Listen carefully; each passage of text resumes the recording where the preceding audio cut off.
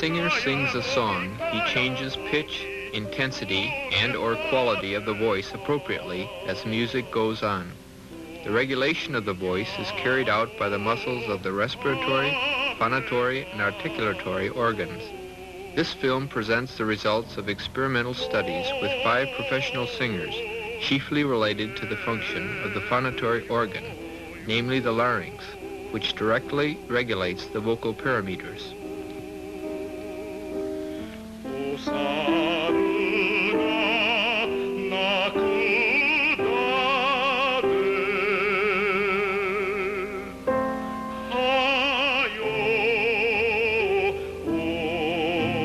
Vocal cord vibration of 2 different registers at the same pitch level will be shown in ultra-high-speed cinematography. The pitch is C4.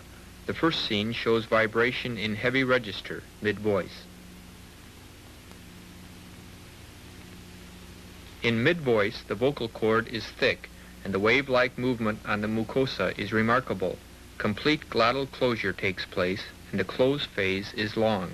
The vocal cord movement is rather complicated.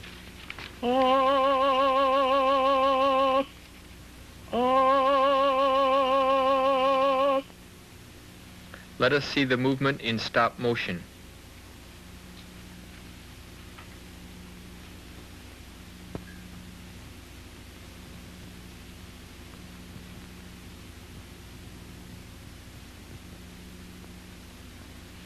Let us see the movement again while listening to the voice.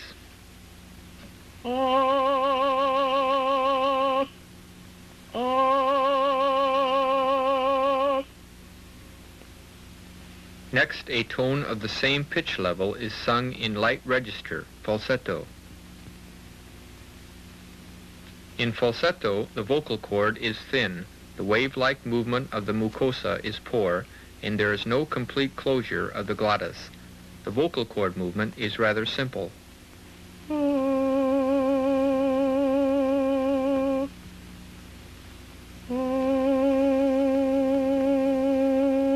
Let us see the movement in stop motion.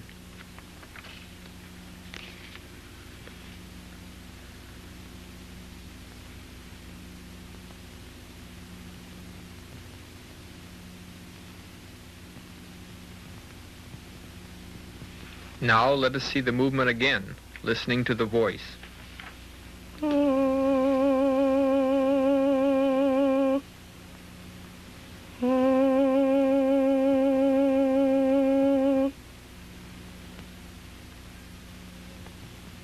What makes the differences in vibration?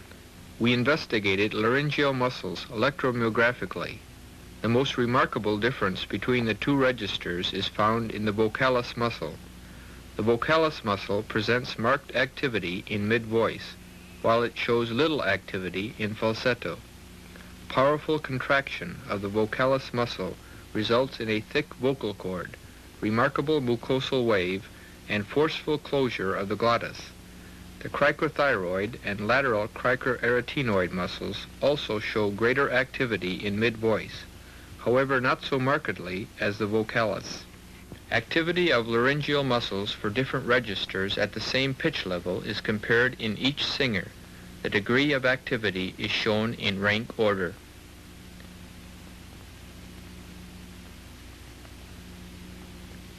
In all the subjects, the heavier the register, the greater the vocalis activity is.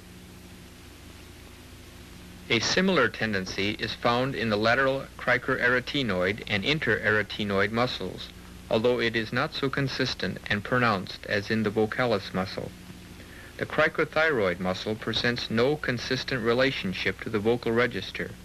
Next, a change in muscular activity will be shown when the register is changed during singing. A phrase shown here is sung in 2 different ways. First, it is sung in heavy register throughout, and then the register is shifted to falsetto in the posterior part. When sung in heavy register throughout, marked vocalis activity continues. Come queste parole profumate.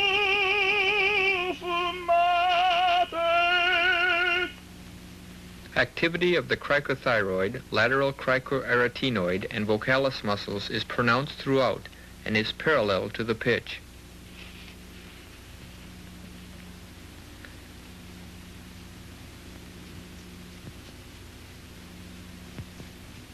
Come queste parole profumate.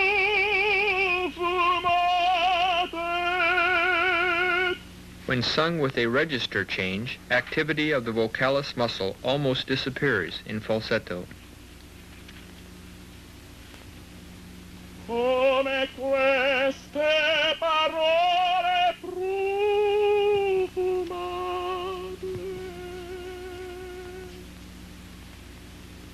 Among the three laryngeal muscles investigated, a change in activity for the register shift is found most pronounced in the vocalis muscle. Come queste parole profumate.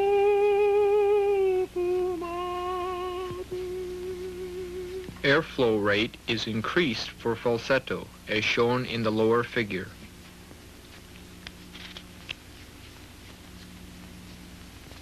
In a yodel, abrupt alternating changes between the heavy voice and the falsetto take place, like this.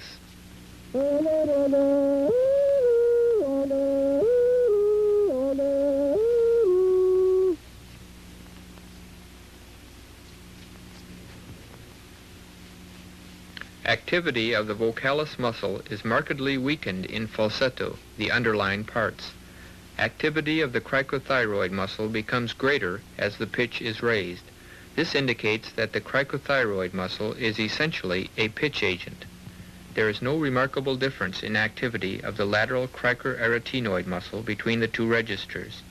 An increase in the activity for high pitch seems to be balanced by a decrease for falsetto.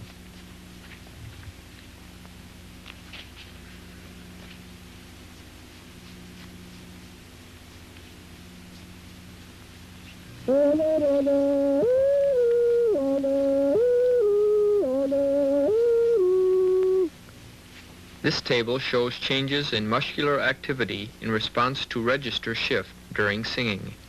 About 480 samples in total, uttered by the 5 singers, were investigated.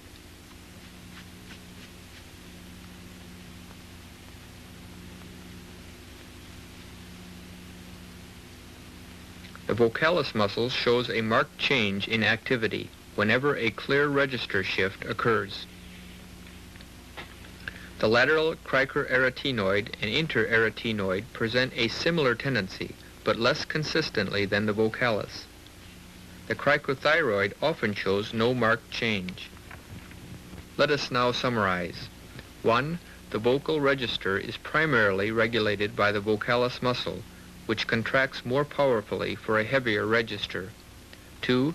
The lateral cricoarytenoid and interarytenoid muscles contract more powerfully for heavier registers, assisting the vocalis muscle. 3.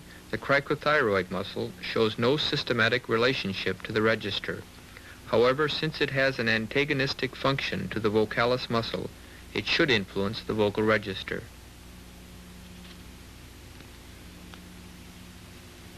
Let us now discuss pitch regulation. A 3-octave descending scale is sung by a soprano, starting with falsetto or light head voice, and shifting to mid, then chest voice.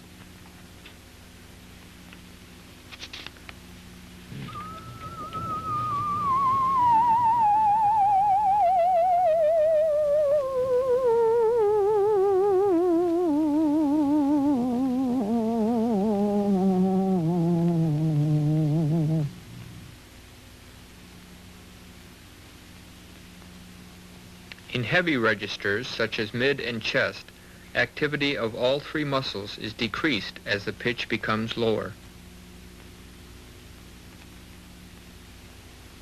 In light register, however, no remarkable changes are found in muscular activity associated with pitch changes.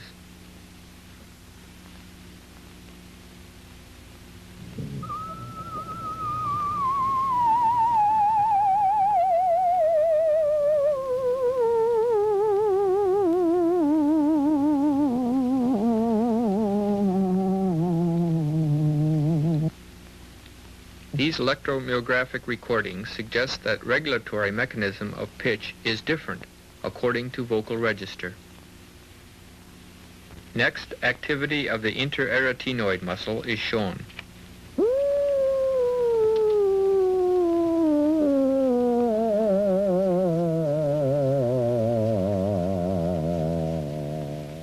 Activity of the interarytenoid muscle is greater for higher range in both registers, light and heavy, but it does not present a gradual decrease with falling pitch, which is observed in the lateral cricoarytenoid.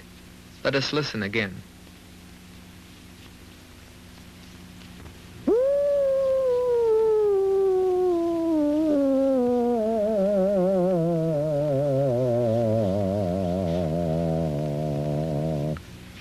The results from the 5 singers are summarized in this table.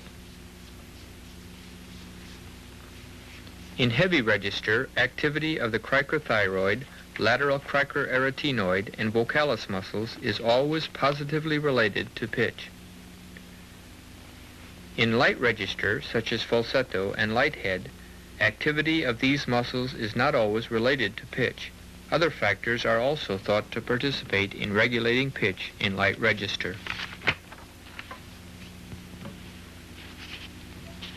The interarytenoid muscle shows marked activity only for the higher range in each register. There is no doubt that contraction of the cricothyroid muscle stretches the vocal cord and makes it elongated and thin, resulting in an increase in pitch.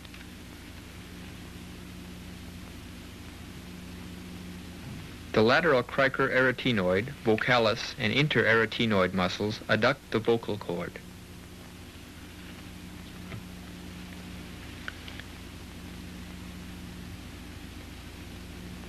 It has also been proved experimentally by many investigators that an increase in the adducting force can cause an increase in pitch.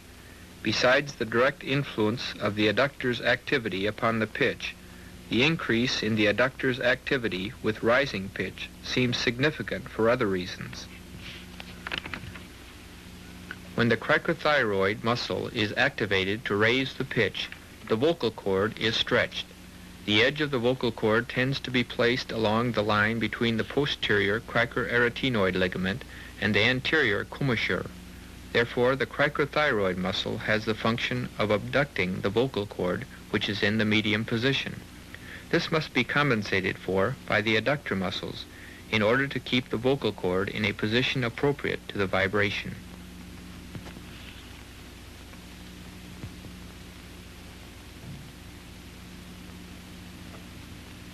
Furthermore, the cricothyroid muscle has antagonistic functions to the vocalis, as shown here. If the activity of the cricothyroid muscle is increased without an increase in that of the vocalis, vocal register will become lighter. A simultaneous increase in vocalis activity is necessary for maintaining the register constant. Let us summarize. 1. The cricothyroid muscle regulates the pitch directly. An increase in its activity results in a rise in pitch. 2. Activity of the lateral cricoarytenoid and vocalis muscles is increased with the increasing pitch. This is significant not only for raising pitch, but also for maintaining adequately the position of the vocal cord and register.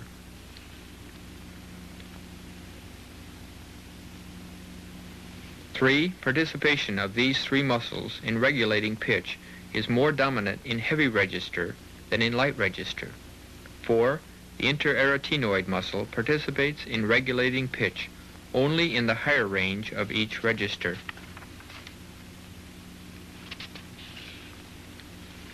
In order to investigate the regulatory mechanism of vocal intensity, first let us look at the muscular activity during singing swell tones. The swell tone is a sustained tone at a given pitch with increasing intensity or crescendo, followed by decreasing intensity, that is decrescendo, sung in this way.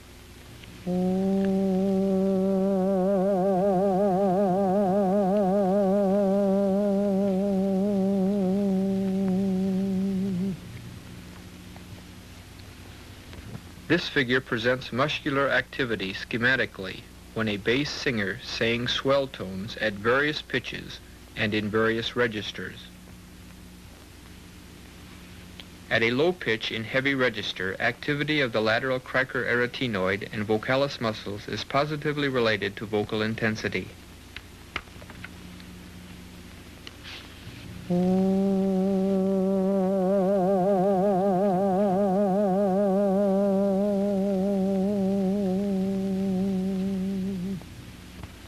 At a higher pitch, even in heavy register, activity of the lateral cricoarytenoid muscle is not related to intensity anymore, although that of the vocalis muscle is still positively related. Activity of the cricothyroid is negatively related to intensity.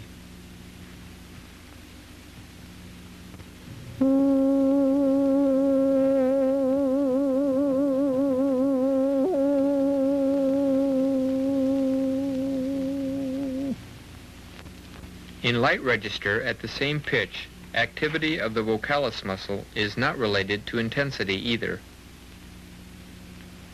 At a higher pitch, in light register, activity of all the muscles shown here are negatively related to intensity.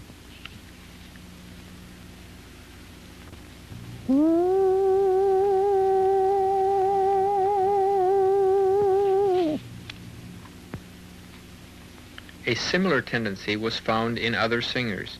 The results suggest that the vocal intensity is regulated chiefly by the adductor muscles at low pitches in heavy register, whereas in high falsetto it is regulated chiefly by some other parameter, probably by the airflow rate.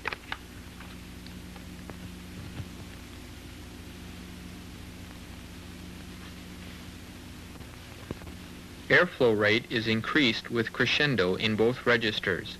Especially in light register, the increase in airflow rate with increasing intensity is significant, and the airflow curve is almost completely parallel to the intensity.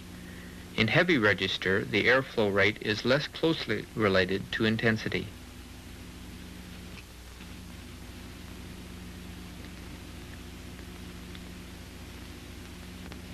Activity of the cricothyroid muscle lessens with increasing intensity.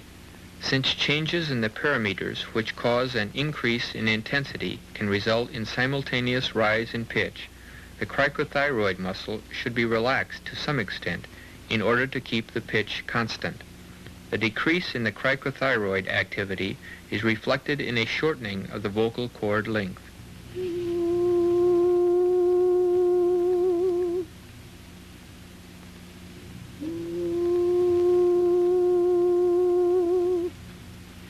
Now let us look at the vibration of the vocal cord when soft and loud tones are sung in different registers.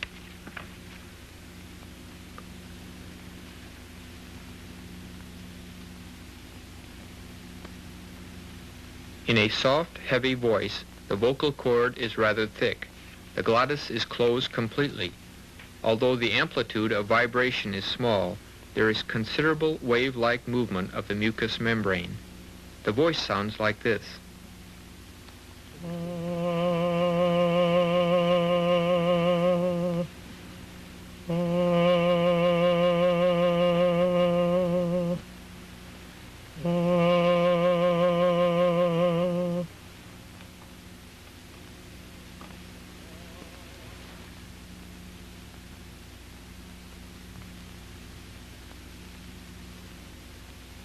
In loud phonation in heavy register, the amplitude of vibration is great, and mucosal wave is very pronounced.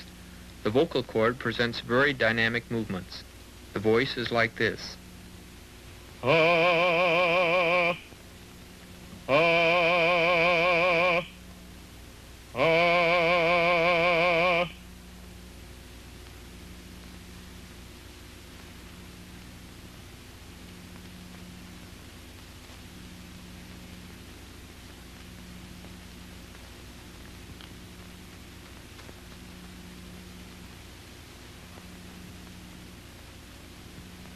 In soft phonation in light register, the vocal cord is thin.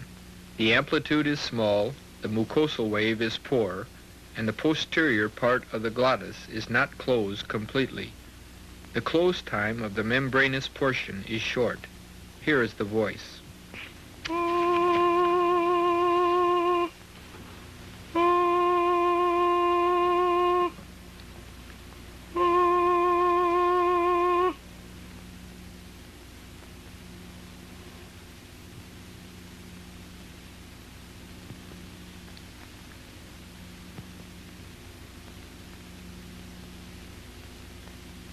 When the voice becomes louder in light register, the amplitude becomes greater. The mucosal wave, however, is poor.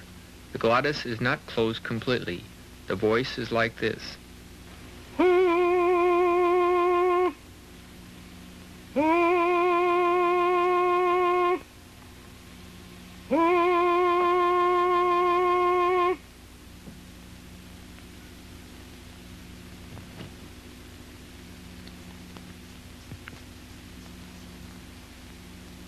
The regulatory mechanism of vocal intensity is summarized as shown here.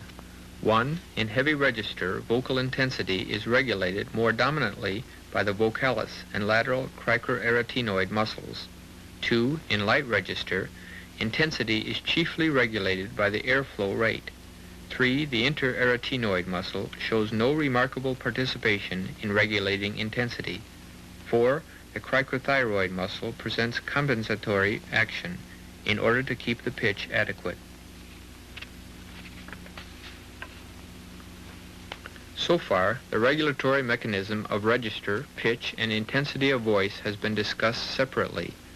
However, these parameters are not independent, but are interdependent in human beings. Register and pitch are related in the following way.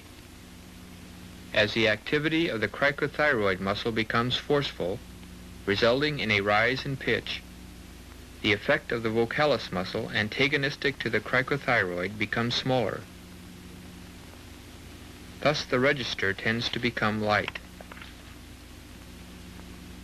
In the same way, when pitch comes down, register tends to become heavy. Register and intensity are related in the following way. When the activity of the adductor muscles becomes forceful, resulting in an increase in intensity, the register also tends to become heavy.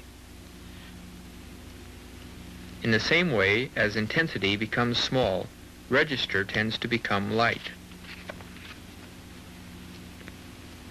In actual singing, the various parameters of voice are changed simultaneously in complicated ways. The laryngeal muscles must function quickly and precisely in close cooperation with the respiratory and articulatory muscles.